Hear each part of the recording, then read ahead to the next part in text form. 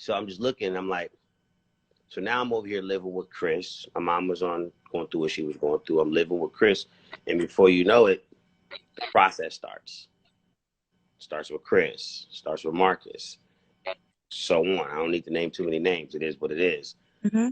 I've always tried to be diplomatic and keep my personal business or my family business out of the media.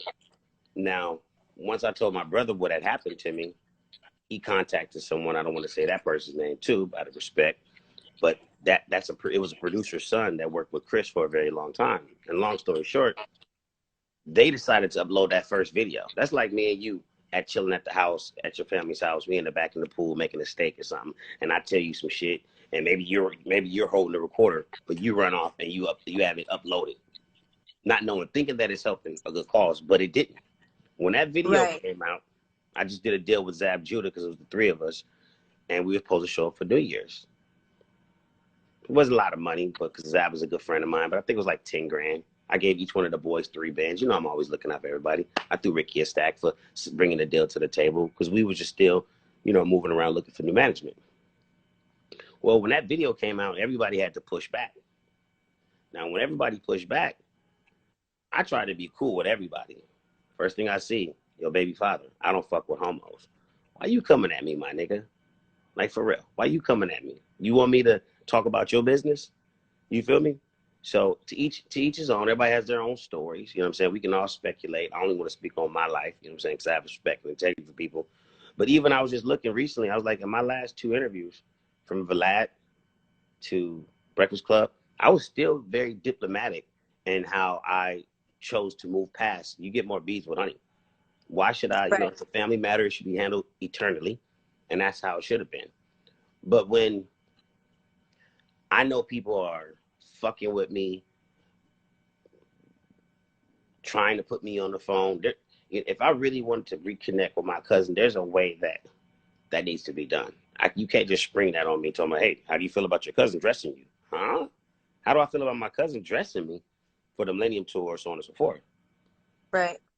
I respect certain people's movement and how they try to move because we're public figures, right? We don't need our business out there. Right.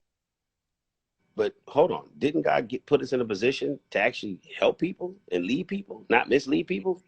So we wind up being, whether we know it or not, we wind up being a part of the problem versus a part of the solution. So I sat back. I'm filled with the Holy Ghost. I speak in tongues. You know, long story short, Chris, Jehovah's Witnesses, and we see how they're moving over there. But I remember my mom lived with Irene, which is his mother, and my brother and myself. They kicked us out because we didn't go to the Kingdom Hall with them. Years later, the light, me, I go to live with Chris. We build an empire together. Chris told me after I flipped over his desk, he said, everybody's jealous of our relationship. Not knowing when you're a kid, you don't really know what's going on. But I'm designing the tour stages. I'm doing a lot. So whether I know it or not, people are getting jealous.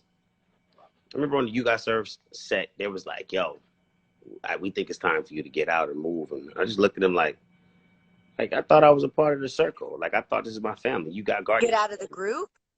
Just leave, period.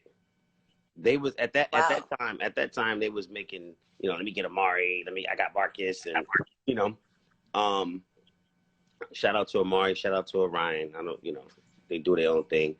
And I just respect the fact that years later, um, being diplomatic, people still decided that, you know what, Raz is a good dude. Um, he went out of his way to buy the trademark, put in everybody's name. He went out of his way to make sure he found $3 million so we all could bring back B2K so God can get the glory. Regardless of what happened on the tour, I felt like me personally, I would have never not allowed for one of my group members to finish the tour over my dead body.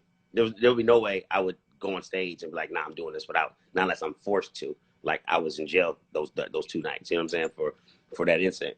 So I just felt like Right.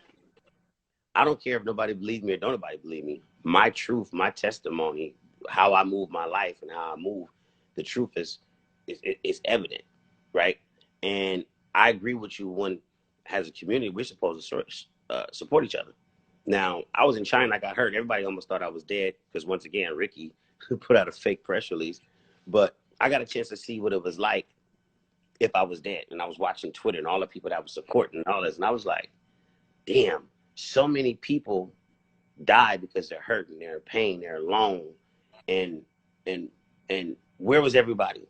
So my same thing right now is, where the fuck was everybody then? They were always been there. They just didn't have the courage. Not everybody's filled with the Holy Ghost. Not everybody